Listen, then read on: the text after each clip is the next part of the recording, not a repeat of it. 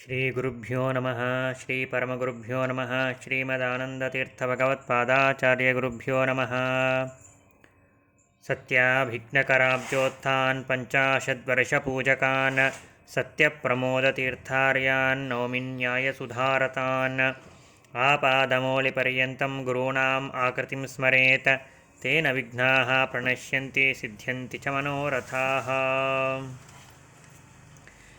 ಇವತ್ತಿನ ದಿನ ಪ್ರಾತಸ್ಮರಣೀಯರಾಗಿರುವಂತಹ ಉತ್ತರಾದಿ ಮಠಾಧೀಶರಾಗಿರುವಂತಹ ಶ್ರೀ 1008 ಶ್ರೀ ಸತ್ಯಪ್ರಮೋದ ತೀರ್ಥ ಶ್ರೀಪಾದಂಗಳವರ ಉತ್ತರಾರಾಧನಾ ಮಹೋತ್ಸವ. ಇಂತಹ ಪವಿತ್ರವಾಗಿರುವಂತಹ ಪರ್ವಕಾಲದಲ್ಲಿ ಗುರುಗಳ ವಿಶೇಷವಾಗಿರುವಂತಹ ಸ್ಮರಣೆ ಮಾಡಬೇಕಾದದ್ದು ಶಿಷ್ಯರಾಗಿರುವಂತಹ ನಿಮ್ಮೆಲ್ಲರ ಕರ್ತವ್ಯ. ಗುರುಗಳಲ್ಲಿರುವಂತಹ ಜ್ಞಾನ, ಭಕ್ತಿ, ವೈರಾಗ್ಯ, ತಪಸ್ಸು ಇತ್ಯಾದಿ ಅಸಾಧಾರಣ ಗುಣಗಳನ್ನು ನೆನೆದು ಅವರ ಸಾಧನೆಗಳನ್ನು, ಸಾರ್ಥಕ ಜೀವನವನ್ನು ಆದರ್ಶವಾಗಿಟ್ಟುಕೊಂಡು ಒಂದೆರಡು ಸಾಧನೆಯ ಮೆಟ್ಟಲುಗಳನ್ನು ಏರುವಂತಹ ಪ್ರಯತ್ನವನ್ನು ನಾವು ಮಾಡಬೇಕು. ಈ ಒಂದು ನಿಟ್ಟಿನಲ್ಲಿ ಗುರುಗಳಲ್ಲಿ ನಾವು ಕಂಡಿರುವಂತಹ, ನೀವೆಲ್ಲರೂ ಕಂಡಿರುವಂತಹ ಅಸಾಧಾರಣ ಗುಣಗಳನ್ನು ತಿಳಿದು ಅವುಗಳನ್ನು ಚಿಂತನೆ ಮಾಡಿ ಸಂತೋಷವನ್ನು ಪಟ್ಟು ನಾವೆಲ್ಲರೂ ಅನುಕರಣೆ ಮಾಡಿ ಕೃತಾರ್ಥರಾಗೋಣ.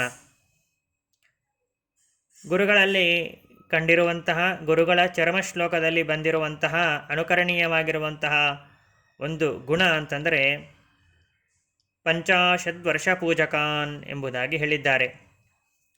ಸತ್ಯಪ್ರಮೋದ ತೀರ್ಥ ಶ್ರೀಪಾದಂಗಳವರು ಮಾಡಿರುವಂತಹ ಅನೇಕ ಸಾಧನೆಗಳಲ್ಲಿ ಒಂದು ದೊಡ್ಡದಾಗಿರುವಂತಹ ಸಾಧನೆ, ಅದು 50 ವರ್ಷಗಳವರೆಗೆ ಒಂದೂ ದಿನವೂ ಬಿಡದಂತೆ ಮೂಲ ಸೀತಾ ಸಮೇತ ಶ್ರೀ ಮೂಲರಾಮ ದಿಗ್ವಿಜಯರಾಮ ವೇದವ್ಯಾಸ ದೇವರೇ ಮೊದಲಾಗಿರುವಂತಹ ಶ್ರೀಮದಾನಂದ ತೀರ್ಥರಿಂದ ಪ್ರದತ್ತವಾದ ಭಗವದ್ ಅಧಿಷ್ಠಾನಗಳ ನಿರಂತರವಾದ ಪೂಜೆ. ಇದು ಎಲ್ಲರಿಗೂ ತಿಳಿದಿರುವಂತಹ ವಿಷಯ. ಆದರೆ ತಿಳಿದಿರುವಂತಹ ವಿಷಯ ಅಂತ ಅಂದಿದ್ದೇವೆ ಅಂದ ಮಾತ್ರಕ್ಕೆ ಅದರ ಮಹತ್ವ ಕಡಿಮೆ ಆಯಿತು ಅಂತ ಸರ್ವಥಾ ತಿಳಿಯಬೇಡಿ. ಇದರಂತಹ ಮಹತ್ವ ಇನ್ನೊಂದಿಲ್ಲ ಅಂತ ಹೇಳಿದರೂ ಆಶ್ಚರ್ಯವಲ್ಲ. ಅದನ್ನು ನಾವೆಲ್ಲರೂ ಕೂಡ ಇವತ್ತಿನ ದಿವಸ ಅವಶ್ಯವಾಗಿ ಸ್ಮರಣೆ ಮಾಡಲೇಬೇಕು. ಇಂತಹ ಮಹಾನುಭಾವರು ಸತ್ಯಪ್ರಮೋದ ತೀರ್ಥ ಶ್ರೀಪಾದಂಗಳವರು 50 ವರ್ಷ ಮೂಲರಾಮದೇವರ ಪೂಜೆ ಮಾಡಿದ ಮಹಾಮಹಿಮರು ಇದ್ದರೋ ಎಂಬುದಾಗಿ ಕೇವಲ ಕೇಳುವಂತಹ ಪ್ರಸಂಗ ನಮಗೆ ಬರಲಿಲ್ಲ. ಸಾಕ್ಷಾತ್ ಗುರುಗಳೇ ಅಂತಹ ಮಹಾನುಭಾವರು. ಅವರನ್ನು ನಾವೆಲ್ಲರೂ ಕೂಡ ಕಣ್ಣಿನಿಂದ ನೋಡಿದ್ದೇವೆ, ಅವರ ಶಿಷ್ಯರಾಗಿದ್ದೇವೆ ಎನ್ನುವುದೇ ನಿಮ್ಮೆಲ್ಲರ ದೊಡ್ಡದಾಗಿರುವಂತಹ ಸೌಭಾಗ್ಯ, ಹೆಮ್ಮೆಯ ವಿಷಯ ಎಂಬುದಾಗಿಯೂ ಕೂಡ ಈ ಸಂದರ್ಭದಲ್ಲಿ ನಾವು ಸ್ಮರಣೆ ಮಾಡಿಕೊಳ್ಳಬೇಕು. ಚಿಂತನೆ ಮಾಡಿ, ಒಂದು ದಿನ ಅಲ್ಲ, 2 ದಿನ ಅಲ್ಲ, ವಾರ ಅಲ್ಲ, ತಿಂಗಳಲ್ಲ, ವರ್ಷ ಅಲ್ಲ, 50 ವರ್ಷ ನಿರಂತರವಾಗಿ ಪೂಜೆ ಮಾಡಿದ್ದಾರೆ ಅಂತಂದರೆ ಅದು ಸಾಮಾನ್ಯವಲ್ಲ. ಒಂದು ಶಾಲಿಗ್ರಾಮವನ್ನು ಮುಟ್ಟಿ ಪ್ರತಿನಿತ್ಯ ಪೂಜೆ ಮಾಡಬೇಕೆಂದರೇನೇ ಎಂತಹ ಸೌಭಾಗ್ಯ ಬೇಕು, ಅದು ಮಹಾಭಾಗ್ಯ ಎಂಬುದಾಗಿ ಶ್ರೀಮದಾಚಾರ್ಯರು ಕೃಷ್ಣಾಮೃತ ಮಹಾರ್ಣವದಲ್ಲಿ ತಿಳಿಸಿಕೊಡ್ತಾರೆ. ಶಾಲಿಗ್ರಾಮ ಶಿಲಾಸ್ಪರ್ಶಂ ಯೇ ಕುರುವಂತಿ ದಿನೇ ದಿನೇ ವಾಂಛಂತಿ ಕರ ಸಂಸ್ಪರ್ಶಂ ತೇಷಾಂ ದೇವಾ ಸವಾಸವಾಹ ಎಂಬುದಾಗಿ.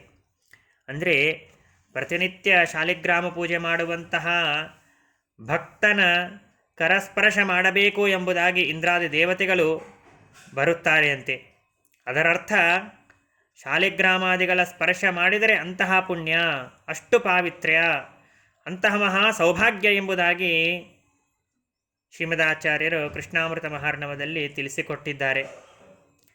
ಶಾಲಿಗ್ರಾಮದ ಪೂಜೆಗೇನೆ ಇಷ್ಟು ಮಹತ್ವ ಇರಬೇಕಾದರೆ ಸ್ವಯಂ ವೇದವ್ಯಾಸ ದೇವರೇ ಕೊಟ್ಟಿರುವಂತಹ ವ್ಯಾಸಮುಷ್ಟಿಗಳು, ಸಾಕ್ಷಾತ್ ಶ್ರೀರಾಮಚಂದ್ರನೇ ಪೂಜೆ ಮಾಡಿರುವಂತಹ ಮೂಲರಾಮಚಂದ್ರ ದೇವರು, ರಾಮದೇವರು ಕರಸ್ಪರ್ಶ ಮಾಡಿ ವಿಶೇಷ ಸನ್ನಿಧಾನ ತಂದಂತಹ ಸೀತಾದೇವಿ, ಶ್ರೀಮದಾಚಾರ್ಯರು ನಿರಂತರವಾಗಿ ಪೂಜೆ ಮಾಡಿರುವಂತಹ ದಿಗ್ವಿಜಯ ರಾಮಚಂದ್ರ ದೇವರು, ಈ ಎಲ್ಲ ಭಗವದ್ ಅಧಿಷ್ಠಾನಗಳನ್ನು ಒಂದೊಂದನ್ನು ಒಂದು ದಿನ ಸ್ಪರ್ಶ ಮಾಡುವುದೇ ಕೋಟಿ ಕೋಟಿ ಕೋಟಿ ಕೋಟಿ ಜನ್ಮಗಳ ಮಹಾಪುಣ್ಯ ಅಂತಂದ ಮೇಲೆ ಅದನ್ನು ಎಷ್ಟೇ ಕಷ್ಟವಿದ್ದರೂ ಒಂದೂ ದಿನವೂ ಬಿಡದಂತೆ ಅದೊಂದು ವ್ರತ ತಪಸ್ಸು ಎಂಬುದಾಗಿ ಭಾವಿಸಿ 50 ವರ್ಷಗಳ ಕಾಲ ಪೂಜೆ ಮಾಡಿದ್ದು ಸತ್ಯಪ್ರಮೋದ ತೀರ್ಥ ಶ್ರೀಪಾದಂಗಳವರ ಅನಂತ ಜನ್ಮಗಳ ಸಾಧನೆಯ ಫಲ ಎಂಬುದಾಗಿ ಚಿಂತನೆ ಮಾಡಬೇಕು.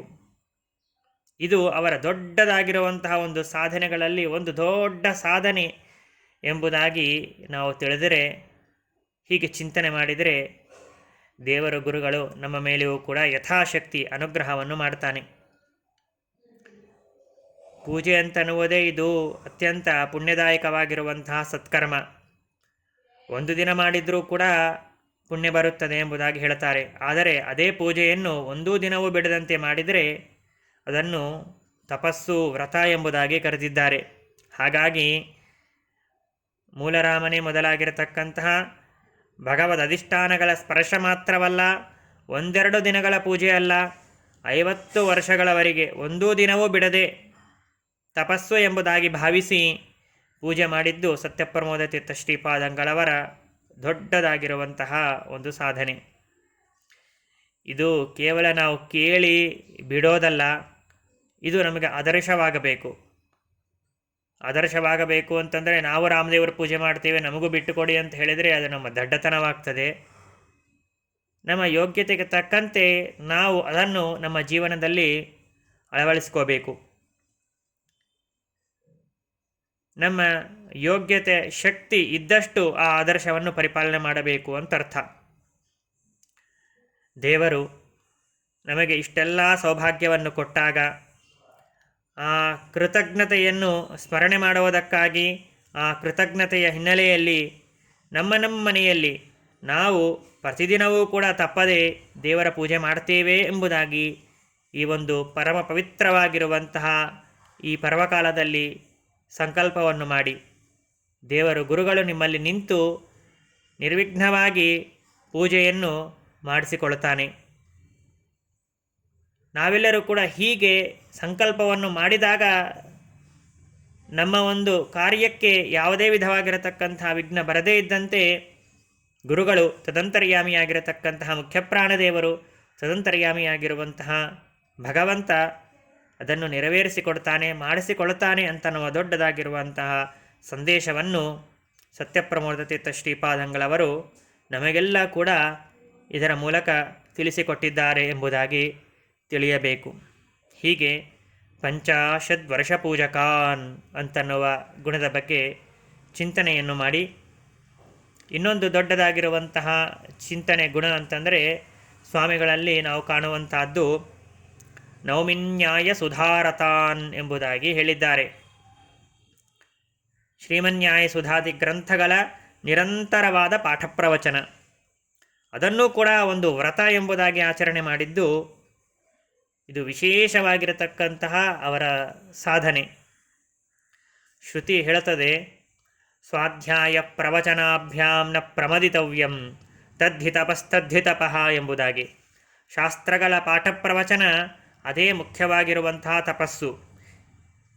ಹೀಗಾಗಿ 2 ಏಕಾದಶಿಗಳಿರಬಹುದು, ದೂರ ಸಂಚಾರವಿರಬಹುದು, ಎಷ್ಟೇ ಕಾರ್ಯಕ್ರಮಗಳ ಅವಸರ ಇರಬಹುದು, ಕಾರ್ಯಕ್ರಮಗಳ ಭಾರ ಇರಬಹುದು, ಬಿಸಿಲಿರಬಹುದು, ಚಳಿ ಇರಬಹುದು, ಆದರೆ ಒಂದೂ ದಿನವೂ ಕೂಡ ಬಿಡದಂತೆ ತಾವು ಪರಂಧಾಮಕ್ಕೆ ಹೋಗುವಂತಹ ಕೊನೆಯ ದಿನದವರೆಗೂ ಕೂಡ ಶ್ರೀಮನ್ಯಾಯ ಸುಧಾದಿ ಗ್ರಂಥಗಳ ಪಾಠ ಪ್ರವಚನವನ್ನು ತಪ್ಪದೇ ಮಾಡಿದ್ದು ಇದು ಸತ್ಯಪ್ರಮೋದ ತೀರ್ಥ ಶ್ರೀಪಾದಂಗಳವರ ಇನ್ನೊಂದು ದೊಡ್ಡದಾಗಿರುವಂತಹ ಸಾಧನೆ. ಜೀವನದಲ್ಲಿ ಪಾಠ ಪ್ರವಚನಗಳಿಲ್ಲದೆ ಒಂದು ದಿನವೂ ಕೂಡ ಇರಬಾರದು ಎಂಬ ಸಂದೇಶವನ್ನು ಈ ಮೂಲಕ ಗುರುಗಳು ನಮಗೆ ನೀಡ್ತಾ ಇದ್ದಾರೆ. ಸತ್ಯಪ್ರಮೋದ ತೀರ್ಥ ಶ್ರೀಪಾದಂಗಳವರು 3 ಜನ ಗುರುಗಳ ಒಂದು ವಿಶೇಷವಾಗಿರತಕ್ಕಂತಹ ಅನುಗ್ರಹಕ್ಕೆ ಪಾತ್ರರಾಗಿದ್ದಾರೆ. ಪ್ರಾತಸ್ಮರಣೀಯರಾಗಿರುವಂತಹ ಸತ್ಯಧ್ಯಾನ ತೀರ್ಥ ಶ್ರೀಪಾದಂಗಳವರು, ಸತ್ಯಪ್ರಜ್ಞ ತೀರ್ಥ ಶ್ರೀಪಾದಂಗಳವರು, ಸತ್ಯಾಭಿಜ್ಞ ತೀರ್ಥ ಶ್ರೀಪಾದಂಗಳವರು. ಇವರ ಪೂರ್ಣವಾಗಿರತಕ್ಕಂತಹ ಅನುಗ್ರಹ ಸತ್ಯಪ್ರಮೋದ ತೀರ್ಥ ಶ್ರೀಪಾದಂಗಳವರ ಮೇಲೆ ಇತ್ತು.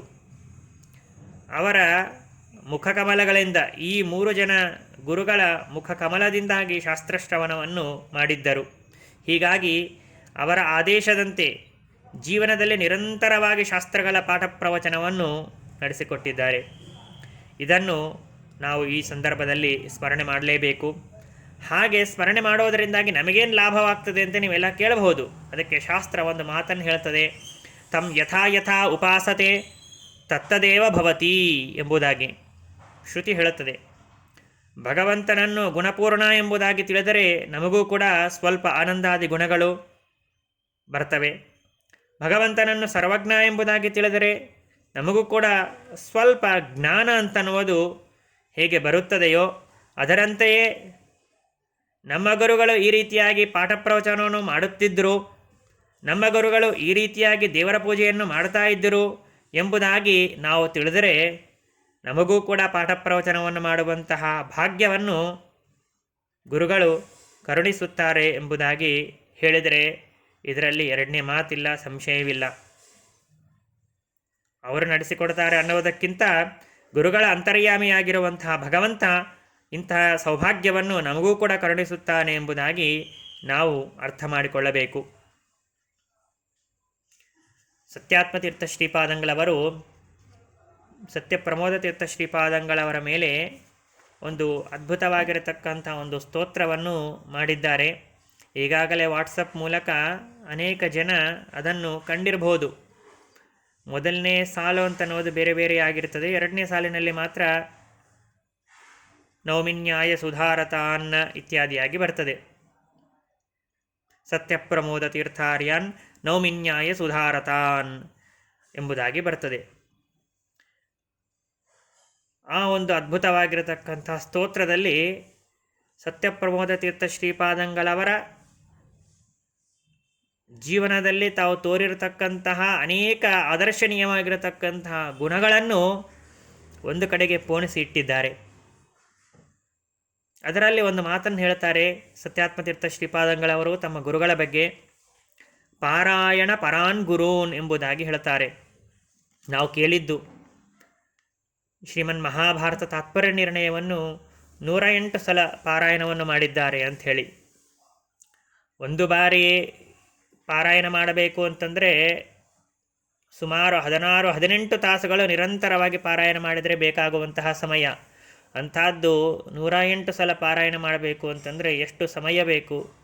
ನಾವು ನೀವೆಲ್ಲ ಪಾರಾಯಣ ಮಾಡಿದ್ದೇವೆ ಅಂತಂದರೆ ಆಶ್ಚರ್ಯವಾಗಲಿಕ್ಕಿಲ್ಲ. ಆದರೆ ಇಂತಹ ಪೀಠಾಧಿಪತಿಗಳು ಇಂತಹ ದೊಡ್ಡದಾಗಿರುವಂತಹ ಜವಾಬ್ದಾರಿ, ಶಿಷ್ಯರಿಗೆ ಪಾಠ ಪ್ರವಚನ ಮಾಡಬೇಕು, ಜನರನ್ನು ಉದ್ಧಾರ ಮಾಡಬೇಕು, ಪೂಜೆ ಮಾಡಬೇಕು, ಲೌಕಿಕವಾಗಿರತಕ್ಕಂತಹ ಎಲ್ಲ ವ್ಯವಹಾರಗಳನ್ನು ಕೂಡ ಹೊಂದಾಣಿಕೆ ಮಾಡಿಕೊಂಡು ಸಮನ್ವಯ ಮಾಡಿಕೊಂಡು ಹೋಗಿ ಪಾರಾಯಣ ಮಾಡಬೇಕು ಅಂತಂದರೆ ಅವರಿಗೆ ಅಷ್ಟೆಲ್ಲ ಸಮಯ ಹೇಗಿತ್ತು, ಯಾವಾಗ ಮಾಡ್ತಾಯಿದ್ರು, ಹೇಗೆ ಮಾಡ್ತಾಯಿದ್ರು ಅಂತ ಚಿಂತನೆ ಮಾಡಿದರೆ ನಮ್ಮ ಊಹೆಗೂ ಕೂಡ ಅದು ನಿಲುಕಲಿಕ್ಕೆ ಸಾಧ್ಯವಿಲ್ಲ.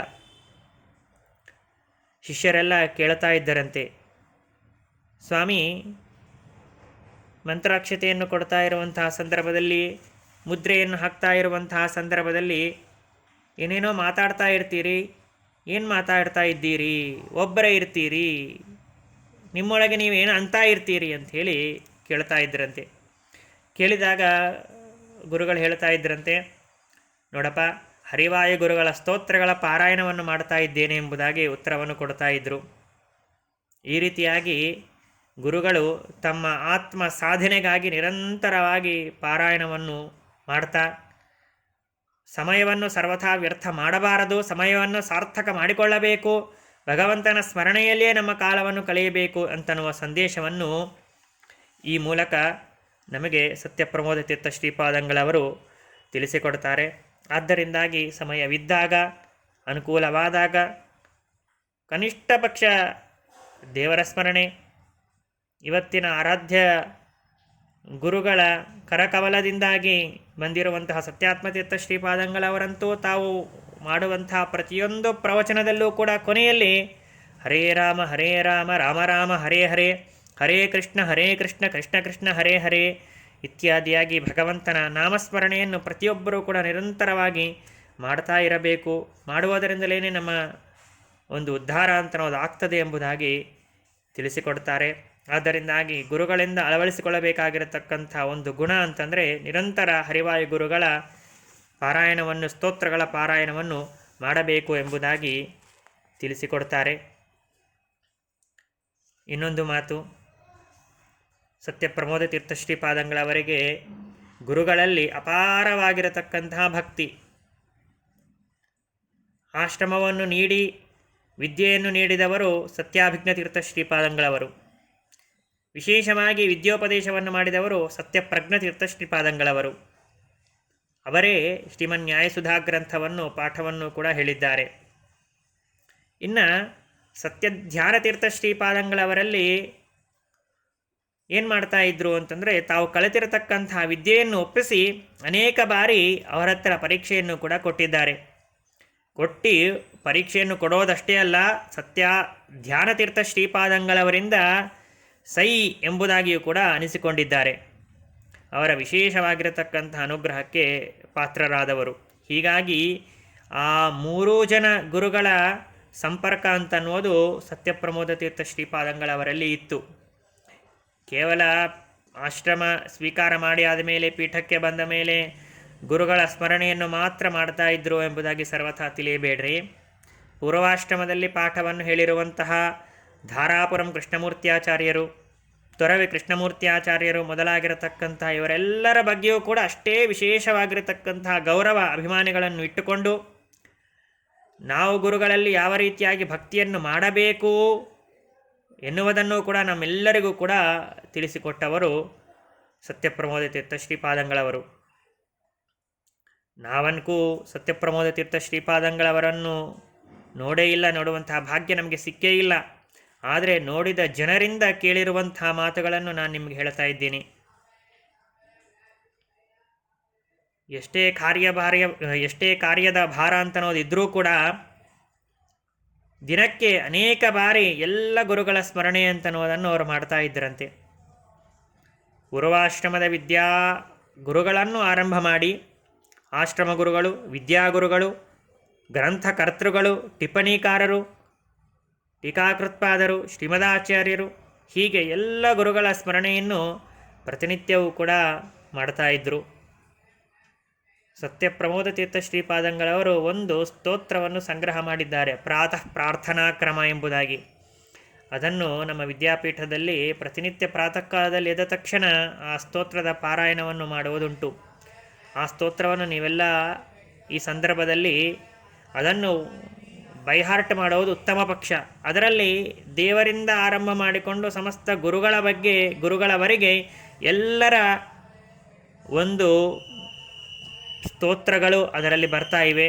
ಎಲ್ಲರ ಸ್ಮರಣೆ ಅಂತನೋದು ಈ ಸಂದರ್ಭದಲ್ಲಿ ಆಗ್ತದೆ. ಆದ್ದರಿಂದಾಗಿ ಪ್ರತಿಯೊಬ್ಬರು ಪ್ರಯತ್ನಪೂರ್ವಕವಾಗಿ ಆ ಒಂದು ಸ್ತೋತ್ರವನ್ನು ಪಾರಾಯಣ ಮಾಡಿ, ಬೈಹಾರ್ಟ್ ಮಾಡಿ, ಅದನ್ನು ಪ್ರಾತಃ ಕಾಲದಲ್ಲಿ ಎದ್ದ ತಕ್ಷಣ ಅದನ್ನು ನಾವು ಉಚ್ಚಾರಣೆ ಮಾಡುವುದರಿಂದಾಗಿ, ಪಾರಾಯಣ ಮಾಡುವುದರಿಂದಾಗಿ ಗುರುಗಳ ವಿಶೇಷವಾಗಿರತಕ್ಕಂಥ ಅನುಗ್ರಹಕ್ಕೂ ಕೂಡ ನಾವು ಪಾತ್ರರಾಗ್ತೇವೆ. ಈ ಮೂಲಕ ನಮ್ಮೆಲ್ಲರಿಗೂ ಕೂಡ ಒಂದು ದೊಡ್ಡದಾಗಿರುವಂತಹ ಸಂದೇಶವನ್ನು ನೀಡಿದ್ದಾರೆ ಸತ್ಯಪ್ರಮೋದ ತೀರ್ಥ ಶ್ರೀಪಾದಂಗಳವರು. ಅಂದರೆ ಜೀವನದಲ್ಲಿ ಆತ್ಮೋದ್ಧಾರವಾಗಬೇಕಾದರೆ ಗುರುಗಳ ಸ್ಮರಣೆ ಮಾಡಲೇಬೇಕು, ಗುರುಗಳಲ್ಲಿ ಭಕ್ತಿ ಮಾಡಲೇಬೇಕು. ಭಕ್ತಿಪೂರ್ವಕವಾಗಿ ಗುರುಗಳ ಸ್ಮರಣೆ ಮಾಡಿದ್ರೇ ನಮ್ಮ ಜೀವನ ಅಂತನ್ನೋದು ಸಾರ್ಥಕವಾಗ್ತದೆ. ನಾವು ಮಾಡುವಂತಹ ಪ್ರತಿಯೊಂದು ಸತ್ಕಾರ್ಯಗಳು ಕೂಡ ಯಶಸ್ವಿಯಾಗಿ ನೆರವೇರುತ್ತವೆ, ಎಲ್ಲ ವಿಘ್ನಗಳು ಕೂಡ ಪರಿಹಾರವಾಗ್ತವೆ. ಒಂದು ಪ್ರಸಿದ್ಧವಾಗಿರುವಂತಹ ಶ್ಲೋಕ ನೀವೆಲ್ಲ ಕೇಳಿರ್ಬೋದು. ಆಪಾದ ಮೌಳಿ ಪರ್ಯಂತಂ ಗುರುಣಾಂ ಆಕೃತಿಂ ಸ್ಮರೇತ ತೇನ ವಿಘ್ನಾಃ ಪ್ರಣಶ್ಯಂತಿ ಸಿದ್ಧ್ಯಂತಿ ಚ ಮನೋರಥಾಃ. ಪ್ರಸಿದ್ಧವಾಗಿರುವಂತಹ ಶ್ಲೋಕ. ಈ ಶ್ಲೋಕವನ್ನು ಎಲ್ಲರೂ ಉಚ್ಚಾರಣೆ ಮಾಡ್ತಾರೆ, ಎಲ್ಲರೂ ಹೇಳ್ತಾರೆ. ಆದರೆ ನಂಬಿಕೆ ಅಂತನೋದಿರೋದಿಲ್ಲ, ನಂಬಿಕೆ ಅಂತನೋದಿರಬೇಕು. ನಂಬಿಕೆಯನ್ನು ಇಟ್ಟು ಈ ರೀತಿಯಾಗಿ ಸ್ಮರಣೆ ಮಾಡಿದರೆ ಎಲ್ಲ ವಿಧವಾಗಿರತಕ್ಕಂತಹ ಕಷ್ಟಗಳ ನಿವಾರಣೆ ಅಂತನೋದಾಗ್ತದೆ. ಇದು ನಮ್ಮೆಲ್ಲರ ಅನುಭವದಿಂದ ಸಿದ್ಧವಾಗಿರುವಂತಹ ವಿಷಯ. ಒಂದು ಘಟನೆಯನ್ನು ನಿಮ್ಮ ಮುಂದೆ ಹೇಳ್ಕೊಳ್ತೇನೆ. ಹೊಸಪೇಟೆಯಲ್ಲಿ ಇರುವಂತಹ ಸಂದರ್ಭದಲ್ಲಿ ಶ್ರೀಮಠದ ಮಂಟಪ ಸಾಮಾನುಗಳು ಕಳ್ಳತನವಾದಂತಹ ಒಂದು ಸಂದರ್ಭ. ಸತ್ಯಪ್ರಮೋದ ತೀರ್ಥ ಶ್ರೀಪಾದಂಗಳವರು ಆ ಸಂದರ್ಭದಲ್ಲಿ ಕರ್ಜಗಿ ಅಂತನ್ನುವ ಊರಿನಲ್ಲಿ ಇದ್ದರು. ಈ ವಿಷಯ ತಿಳಿದ ಕೂಡಲೇ ಗುರುಗಳ ಮನಸ್ಸಿಗೆ ಬಹಳ ದುಃಖವಾಯಿತು, ಬೇಜಾರಾಯಿತು. ಚಿಂತೆ ಮಾಡುವಂತಹ ದೊಡ್ಡ ಪ್ರಸಂಗ. ಆ ಪ್ರಸಂಗದಲ್ಲಿ ಗುರುಗಳು ಮಾಡಿದ್ದೇನು, ಸತ್ಯಪ್ರಮೋದ ತೀರ್ಥ ಶ್ರೀಪಾದಂಗಳವರು ಮಾಡಿದ್ದೇನು, ನಾವೆಲ್ಲ ಏನು ಮಾಡ್ತಾ ಇರ್ತೇವೆ, ಏನು ಮಾಡ್ತೇವೆ ಇಂತಹ ಕಷ್ಟ ನಮಗೆ ಬಂದಾಗ? ತಲೆ ಮೇಲೆ ಕೈ ಇಟ್ಟುಕೊಂಡು, ತಲೆ ಮೇಲೆ ಬಟ್ಟೆ ಹಾಕ್ಕೊಂಡು ಮೂಲೆಗೆ ಕೂತು ಬಿಡ್ತೀವಿ. ಯಾರಾದರೂ ಏನಾದರೂ ಮಾತಾಡಿಸ್ಲಿಕ್ಕೆ ಬಂದರೆ ನಾವೇ ಕಷ್ಟದಲ್ಲಿ ಇದ್ದೇವೆ, ಹೀಗಾಗಿದೆ ಅಂತೇಳಿ ನಮ್ಮ ಗೋಳನ್ನು ಎಲ್ಲರ ಮುಂದೆ ಹಂಚಿಕೊಳ್ಳುತ್ತೇವೆ. ಆದರೆ ಸತ್ಯಪ್ರಮೋದ ತೀರ್ಥ ಶ್ರೀಪಾದಂಗಳವರು ಮಾಡಿದ್ದೇನು ಗೊತ್ತಾ? ಕಿಂಚಿತ್ತೂ ಅವರು ಮನಸ್ಸಿನಲ್ಲೂ ಕೂಡ ಚಿಂತೆ ಮಾಡಲಿಲ್ಲ. ಮಾಡಿದ್ದು ಕೇವಲ ಒಂದೇ ಒಂದು ಕೆಲಸ, ಶ್ರೀಮದ್ ಟೀಕಾಕೃತ್ಪಾದರ ಸುಧಾಗ್ರಂಥದ ಪಾಠವನ್ನು ವಿಶೇಷವಾಗಿ ಮಾಡುತ್ತೇವೆ. ಅವರೇ ನಮಗೆ ದಾರಿ ತೋರಿಸ್ತಾರೆ. ಅವರ ಅನುಗ್ರಹದಿಂದ ಕಳ್ಳತನ ಮಾಡಿರುವಂತಹ ಕಳ್ಳರು ತಾವೇ ತಮ್ಮ ವಸ್ತುಗಳನ್ನು ಶ್ರೀಮಠಕ್ಕೆ ತಂದು ಒಪ್ಪಿಸ್ತಾರೆ ಎಂಬುದಾಗಿ ದೃಢವಾಗಿರತಕ್ಕಂಥ ಒಂದು ನಂಬಿಕೆ ಅವರಿಗೆ ಟೀಕಾಕೃತ್ಪಾದರ ಮೇಲೆ ಇತ್ತು, ಟೀಕಾಕೃತ್ಪಾದರ ಗ್ರಂಥಗಳ ಮೇಲೆ ಇತ್ತು. ಹೀಗೆ ನಾವು ಟೀಕಾಕೃತ್ಪಾದರ ಗ್ರಂಥಗಳ ಪಾಠ ಪ್ರವಚನವನ್ನು ಮಾಡ್ತೇವೆ ಎಂಬುದಾಗಿ ಸಂಕಲ್ಪವನ್ನು ಮಾಡಿ ಪಾಠವನ್ನು ಪ್ರಾರಂಭಿಸಿದ್ದಾರೆ. ಪಾಠವನ್ನು ಆರಂಭಿಸಿ ಸ್ವಲ್ಪ ಸಮಯದಲ್ಲೇ ಟೆಲಿಗ್ರಾಮ್ ಅಂತನೋದು ಬಂದಿದೆ. ಆಗಿನ ಕಾಲಕ್ಕೆ ಇಂತಹ ಸೋಷಿಯಲ್ ಮೀಡಿಯಾ ಆಗಲಿ ವಾಟ್ಸಪ್ ಆಗಲಿ ಇತ್ಯಾದಿಗಳೇನು ಇರಲಿಲ್ಲ. ಆದ್ದರಿಂದಾಗಿ ಟೆಲಿಗ್ರಾಮ್ ಮೂಲಕ ಪತ್ರ ಬಂದಿದೆ, ಕಳ್ಳತನವಾಗಿರತಕ್ಕಂತಹ ಎಲ್ಲ ವಸ್ತುಗಳು ಸಿಕ್ಕಿವೆ ಎಂಬುದಾಗಿ. ಶ್ರೀಮದ್ ಟೀಕಾಕೃತ್ಪಾದರ ಮೇಲೆ ಅವರಿಗಿರತಕ್ಕಂತಹ ಗೌರವ ಭಕ್ತಿ ಹಾಗೂ ಟೀಕಾಕೃತ್ಪಾದರಿಗೆ ಇವರ ಮೇಲೆ ಇರತಕ್ಕಂಥ ವಿಶೇಷ ಅನುಗ್ರಹ ಇವೆಲ್ಲವನ್ನೂ ಕೂಡ ನಾವು ಈ ಸಂದರ್ಭದಲ್ಲಿ ಸ್ಮರಣೆ ಮಾಡಬೇಕು. ಇದೊಂದು ಜ್ವಲಂತವಾಗಿರತಕ್ಕಂತಹ ದೃಷ್ಟಾಂತ. ಶ್ರೀಮನ್ಯಾಯ ಸುಧಾ ಗ್ರಂಥದ ಬಗ್ಗೆ ಹೇಳ್ತಾರೆ, ಸುಧಾಯಾಹ ಶ್ರೀಕರತ್ವೇ ವಯಮೇವ ಸಾಕ್ಷಿನಃ ಎಂಬುದಾಗಿ ವಾದಿರಾಜತೀರ್ಥ ಶ್ರೀಪಾದಂಗಳವರು ಹೇಳಿದರು ಅಂಥೇಳಿ ನಾವು ಕೇಳ್ತೇವೆ. ಹೀಗೂ ಹೇಳಬಹುದು, ಸುಧಾಯಾಹ ಶ್ರೀಕರತ್ವೇ ಅಸ್ಮಾಕಂ ಗುರವಃ ಅಪಿ ಸಾಕ್ಷಿನಃ. ಶ್ರೀಮನ್ಯಾಯ ಸುಧಾ ಗ್ರಂಥ ಅಂತನೋದು ಶ್ರೀಕರ ಗ್ರಂಥ ಇದು ಅಂತನೋ ವಿಷಯದಲ್ಲಿ ನಮ್ಮ ಗುರುಗಳಾಗಿರುವಂತಹ ಸತ್ಯಪ್ರಮೋದ ತೀರ್ಥ ಶ್ರೀಪಾದಂಗಳವರೂ ಕೂಡ ಸಾಕ್ಷಿಗಳಾಗಿದ್ದಾರೆ ಅಂತ ಟೀಕಾಕೃತ್ಪಾದರ ಗ್ರಂಥಗಳ ಮೇಲೆ ಅವರಿಗಿರತಕ್ಕಂಥ ಗೌರವ, ಅವರಿಗಿರುವಂತಹ ನಂಬಿಕೆ, ವಿಶ್ವಾಸ, ಇದನ್ನು ನಮ್ಮ ಜೀವನದಲ್ಲಿ ನಾವು ಅಳವಡಿಸಿಕೊಳ್ಬೇಕು. ಏನೇ ಒಂದು ಸಮಸ್ಯೆ ಬಂದರೂ ಕೂಡ ನಾವು ಹೆದರದೆ ಗುರುಗಳ ಸ್ಮರಣೆ ಮಾಡಿ ಗುರುಗಳ ಗ್ರಂಥಗಳ ಪಾಠ ಪ್ರವಚನವನ್ನು ಮಾಡೋದರಿಂದಾಗಿ ನಮ್ಮ ಎಲ್ಲ ವಿಧವಾಗಿರತಕ್ಕಂಥ ಕಷ್ಟಗಳು ಕೂಡ ಪರಿಹಾರವಾಗ್ತವೆ ಎಂಬುದಾಗಿ ತಿಳಿದುಕೊಂಡು, ವಿಶೇಷವಾಗಿ ನಮಗೆ ಉಪದೇಶ ಮಾಡಿರತಕ್ಕಂತಹ ಸಕಲ ಗುರುಗಳ ಸ್ಮರಣೆಯನ್ನು ಕೂಡ ನಾವು ಮಾಡಬೇಕು. ಅದರಿಂದ ನಮ್ಮ ಎಲ್ಲ ಕಷ್ಟಗಳು ಕೂಡ ಪರಿಹಾರವಾಗ್ತವೆ ಎಂಬುದಾಗಿ ತಿಳಿಯಬೇಕು. ಈ ರೀತಿಯಾಗಿ ಸತ್ಯಪ್ರಮೋದ ತೀರ್ಥ ಶ್ರೀಪಾದಂಗಳವರು ಅವರಿಗಿರತಕ್ಕಂತಹ ಗುರುಭಕ್ತಿಯ ಬಗ್ಗೆ ಒಂದು ಮಾತನ್ನು ತಿಳಿದು, ಇಷ್ಟೇ ಅಲ್ಲದೆ ಲೌಕಿಕವಾಗಿ ಹೇಳಬೇಕು ಅಂತಂದರೆ ಶ್ರೀಮಠದ ಅನೇಕ ಅಭಿವೃದ್ಧಿ ಕಾರ್ಯಗಳನ್ನು ಕೂಡ ಅವರು ಮಾಡಿದ್ದಾರೆ. ಬೆಂಗಳೂರು, ಚೆನ್ನೈ, ಹೈದರಾಬಾದ್ ಮೊದಲಾಗಿರತಕ್ಕಂತಹ ಅನೇಕ ಊರುಗಳಲ್ಲಿ ಭವ್ಯವಾಗಿರುವಂತಹ ಕಟ್ಟಡಗಳನ್ನು ನಿರ್ಮಾಣ ಮಾಡಿಸಿದ್ದಾರೆ. ರಾಮದೇವರಿಗೆ ವಜ್ರ ಖಚಿತವಾಗಿರತಕ್ಕಂತಹ ಸುವರ್ಣಮಯವಾದ ಅನೇಕ ಆಭರಣಗಳನ್ನು ಮಾಡಿಸಿದ್ದಾರೆ. ರಾಮದೇವರ ಪೂಜೆಗಾಗಿ ನೂರಾರು ಸುವರ್ಣದ ರಜತ ಪೂಜಾ ಸಾಮಗ್ರಿಗಳನ್ನು ಕೂಡ ಮಾಡಿಸಿ ಸೇವಾಭಾವನೆಯಿಂದ ಅದನ್ನು ಸಮರ್ಪಣೆ ಮಾಡಿದ್ದಾರೆ. ಇದೆಲ್ಲದಕ್ಕೂ ಕೂಡ ಮಿಗಿಲಾಗಿ ಗುರುಗಳು ಮಾಡಿರುವಂತಹ ಒಂದು ಮಹತ್ ಕಾರ್ಯ ಅಂತಂದರೆ ವಿದ್ವಾಂಸರ ನಿರ್ಮಾಣ. ಶಿಷ್ಯ ಪ್ರಶಿಷ್ಯ ತಚ್ಚಿಷ್ಯಾಹ ಯೈಹಿ ಪ್ರಾಪುಹು ಜ್ಞಾನ ಸಂತತಿಂ ತಾನ್ ವಂದೇ ಮೋದತೀರ್ಥಾರ್ಯಾನ್ ಸುಧಾ ಪಾಠರತಾನ್ ಸದಾ ಎಂಬುದಾಗಿ ಹೇಳ್ತಾರೆ. ಅವರು ವಿದ್ವತ್ ಪರಂಪರೆಯನ್ನು ನಿರ್ಮಾಣ ಮಾಡಿದ್ದು ಅಂತಲ್ಲ, ವಿದ್ವತ್ ಪರಂಪರೆಯನ್ನು ಮುಂದೆ ವರಿಸಿದ್ದು ಕೂಡ ಇದೆ. ಗುರುಗಳು ಮಾಧ್ವ ಸಮಾಜಕ್ಕೆ ನೂರಾರು ವಿದ್ವಾಂಸರನ್ನು ನೀಡಿದ್ದಾರೆ. ಆ ವಿದ್ವಾಂಸರು ತಾವು ಮಾತ್ರ ವಿದ್ವಾಂಸರಾಗದೆ ಅನೇಕ ವಿದ್ಯಾರ್ಥಿಗಳಿಗೆ ಪಾಠ ಹೇಳ್ತಾ, ಶಿಷ್ಯರಿಗೆ ಶಿಷ್ಯರು, ಶಿಷ್ಯರಿಗೆ ಶಿಷ್ಯರು, ಹೀಗೆ ಶಿಷ್ಯ ಪರಂಪರೆಯನ್ನು ಬೆಳೆಸುತ್ತಾ ಹೋಗಿದ್ದಾರೆ. ತಾವು ಇರುವವರೆಗೂ ಕೂಡ ಪಾಠ ಪ್ರವಚನವನ್ನು ಮಾಡ್ತಾ, ತಮ್ಮ ಅನಂತರವೂ ಕೂಡ ಪಾಠ ಪ್ರವಚನ ಅಂತನೋದು ನಿರಂತರವಾಗಿ ಮುಂದೆ ಒರೆಯಬೇಕು ಅಂತನೋ ದೀರ್ಘದೃಷ್ಟಿಯಿಂದ ಬೆಂಗಳೂರು ಮಹಾನಗರದಲ್ಲಿ ಜಯತೀರ್ಥ ವಿದ್ಯಾಪೀಠವನ್ನು ಸ್ಥಾಪನೆ ಮಾಡಿ, ವಿದ್ಯಾಪೀಠದ ಮೂಲಕ ನೂರಾರು ವಿದ್ವಾಂಸರು ಹೊರಬರುವಂತೆ ಮಾಡಿದ್ದಾರೆ. ಆ ಒಂದು ಜ್ಞಾನ ಪ್ರವಾಹ ನಿರಂತರವಾಗಿ ಹರಿಯುವಂತೆ ಬೆಳೆಸಿದ್ದಾರೆ. ಅಂದರೆ ನೂರಾರು ವಿದ್ವಾಂಸರು ಪಾಠ ಪ್ರವಚನಗಳನ್ನು ಮಾಡ್ತಾ ಸತ್ಸಿದ್ಧಾಂತ ಸ್ಥಾಪನೆಯನ್ನು ಏನು ಮಾಡ್ತಾ ಇದ್ದಾರ ಆ ಎಲ್ಲ ಪುಣ್ಯವೂ ಕೂಡ ಗುರುಗಳ ಪಾದದಲ್ಲಿ ಸತ್ಯಪ್ರಮೋದ ತೀರ್ಥ ಶ್ರೀಪಾದಂಗಳವರಲ್ಲೇ ಅದು ಸೇರ್ತದೆ. ಅಂತಹ ಮಹಾ ಪುಣ್ಯ ಪುರುಷರು ಇವತ್ತಿನ ಆರಾಧ್ಯ ಪುರುಷರಾಗಿರತಕ್ಕಂತಹ ಸತ್ಯಪ್ರಮೋದ ತೀರ್ಥ ಶ್ರೀಪಾದಂಗಳವರು. ಗುರುಗಳ ಸ್ಮರಣೆಯನ್ನು ಹೇಗೆ ಮಾಡಬೇಕು ಅಂತನ್ನೋದನ್ನು ಶಾಸ್ತ್ರ ಹೇಳುತ್ತದೆ. ಗುರುಗಳು ಪದ್ಮಾಸನದಲ್ಲಿ ಕುಳಿತಿದ್ದಾರೆ, ಕೈಯಲ್ಲಿ ಪುಸ್ತಕವನ್ನು ಹಿಡಿದಿದ್ದಾರೆ, ಮಂದಹಾಸಪೂರ್ವಕವಾಗಿ ನಮಗೆ ಉಪದೇಶವನ್ನು ಮಾಡುತ್ತಾ ಇದ್ದಾರೆ. ಈ ಒಂದು ಭಂಗಿಯಲ್ಲಿ ಗುರುಗಳನ್ನು ನಾವು ಚಿಂತನೆ ಮಾಡಬೇಕು ಅಂತ ಶಾಸ್ತ್ರ ವಿಧಾನ ಮಾಡ್ತಾ ಇದೆ. ಒಂದು ಬಾರಿ ಕಣ್ಣು ಮುಚ್ಚಿ ಸತ್ಯಪ್ರಮೋದ ತೀರ್ಥ ಶ್ರೀಪಾದಂಗಳವರು ಈ ಒಂದು ಭಂಗಿಯಲ್ಲಿ ಕುಳಿತಿದ್ದಾರೆ, ನಮಗೆ ಅವರು ಉಪದೇಶವನ್ನು ಮಾಡ್ತಾ ಇದ್ದಾರೆ ಅಂತ ಚಿಂತನೆ ಮಾಡಿ. ಗುರುಗಳು ಪದ್ಮಾಸನದಲ್ಲಿ ಕುಳಿತಿದ್ದಾರೆ, ಕೈಯಲ್ಲಿ ಪುಸ್ತಕವನ್ನು ಹಿಡಿದಿದ್ದಾರೆ, ಮಂದಹಾಸಪೂರ್ವಕವಾಗಿ ನಮಗೆ ಶ್ರೀಮದಾಚಾರ್ಯರ ತತ್ವೋಪದೇಶವನ್ನು ಮಾಡ್ತಾ ಇದ್ದಾರೆ. ಹೀಗೆ ಚಿಂತನೆಯನ್ನು ಮಾಡಿ. ಚಿಂತನೆಯನ್ನು ಮಾಡುವುದರಿಂದಾಗಿ ನಮಗೆ ಹೊಸದಾಗಿರತಕ್ಕಂತಹ ಒಂದು ಚೈತನ್ಯ ನಮ್ಮ ಒಂದು ಶರೀರದಲ್ಲಿ, ನಮ್ಮ ಮನಸ್ಸಿಗೆ ಬರ್ತದೆ.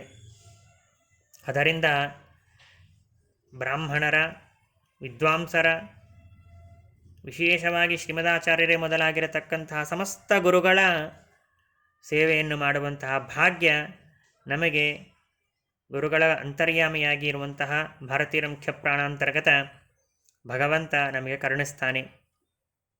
ಸಮಯ ಅಂತನೋದು ಆಗಿದೆ. ಆದ್ದರಿಂದಾಗಿ ಇಷ್ಟು ಗುರುಗಳ ಚಿಂತನೆಯನ್ನು ಇಲ್ಲಿಗೆ ನಿಲ್ಲಿಸಿ, ಹೀಗೆ ಒಂದಾ ಎರಡ ಗುರುಗಳ ಅನೇಕ ಮಹಿಮೆಗಳನ್ನು ಪ್ರತಿನಿತ್ಯ ನಾವು ಚಿಂತನೆಯನ್ನು ಮಾಡ್ತಾ ಯಥಾ ಯೋಗ್ಯವಾಗಿ ನಮ್ಮ ಜೀವನದಲ್ಲಿ ಅವರು ತೋರಿರತಕ್ಕಂತಹ ಗುಣಗಳನ್ನು ಅಳವಡಿಸಿಕೊಳ್ತಾ ನಮ್ಮ ಉದ್ಧಾರವನ್ನು ಮಾಡಿಕೊಳ್ಳೋಣ ಎಂಬುದಾಗಿ ಹೇಳ್ತಾ ಎರಡು ಮಾತುಗಳನ್ನು ಅಸ್ಮದ್ ಗುರುವಂತರ್ಗತ ಭಾರತೀಯ ರಮಣ ಮುಖ್ಯ ಪ್ರಾಣಾಂತರ್ಗತ ಅಂಬರಣೀಪತಿಯಾಗಿರುವಂತಹ ವೇದವ್ಯಾಸ ದೇವರಲ್ಲಿ ಸಮರ್ಪಣೆ ಮಾಡ್ತಾ ಅನೇನ ಭಾವಿಯತ್ ಪುಣ್ಯಂ ಅವಾಪ್ನೋತು ಗುರುರ್ಮಮ. ಶ್ರೀ ಶ್ರೀ ಶ್ರೀ ಸತ್ಯಪ್ರಮೋದ ತೀರ್ಥ ಶ್ರೀಪಾದಂಗಳವರಿಗೆ ಜಯವಾಗಲಿ. ಉತ್ತರಾದಿ ಮಠಕ್ಕೆ ಜಯವಾಗಲಿ. ಶ್ರೀಕೃಷ್ಣಾರ್ಪಣಮಸ್ತು. ಆದಷ್ಟು ಈ ಒಂದು ಗುರುಗಳ ಮಹಿಮೆಯನ್ನು ಯಥಾಶಕ್ತಿ ಹೇಳಿದ್ದೇನೆ. ಇದನ್ನು 4 ಜನರ ಹತ್ರ ಶೇರ್ ಮಾಡಿ. ವೇದವ್ಯಾಸ ವಿದ್ಯಾಪೀಠ ಮಲ್ಕಾಜ್ಗಿರಿ ಯೂಟ್ಯೂಬ್ ಚಾನಲ್ ಇದಕ್ಕೆ ಸಬ್ಸ್ಕ್ರೈಬ್ ಮಾಡುವಂತೆ ಹೇಳಿ. ಇನ್ನಷ್ಟು ವಿಷಯಗಳನ್ನು ನಿಮ್ಮೊಂದಿಗೆ ಹಂಚಿಕೊಳ್ಳುವುದಕ್ಕಾಗಿ ನಾವು ಸಿದ್ಧರಾಗಿದ್ದೇವೆ. ನಾವೆಲ್ಲ ಹೀಗೆ ಚಿಂತನೆ ಮಾಡಿ ಸಾಧನ ಮಾರ್ಗದಲ್ಲಿ ಇನ್ನಷ್ಟು ಮುಂದೆ ಹೋಗೋಣ ಎಂಬುದಾಗಿ ಹೇಳ್ತಾ ಶ್ರೀಕೃಷ್ಣಾರ್ಪಣಮಸ್ತು.